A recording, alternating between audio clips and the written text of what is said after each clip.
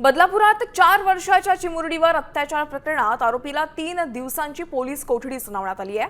आरोपीला आज कल्याण सत्र न्यायालयामध्ये हजर करण्यात आलं होतं आणि यावेळेस न्यायालयाबाहेर कडेकोट पोलीस बंदोबस्त ठेवण्यात आला होता। स्कूल व्हॅनचा चालक असलेल्या या नराधमानं चिमुरडीला घरी सोडताना व्हॅनमध्येच तिच्यावर अत्याचार केला। मुलीनं घरी आल्यावर घडलेला प्रकार आपल्या आईला सांगितल्यानंतर हा प्रकार उघडकीस आला। यानंतर आरोपीला अटक करण्यात आली आहे। दरम्यान व्हॅन पोलीस स्थानकामध्ये आणल्यानंतर राष्ट्रवादीच्या महिला आघाडीकडून व्हॅन फोडण्यात आली आहे।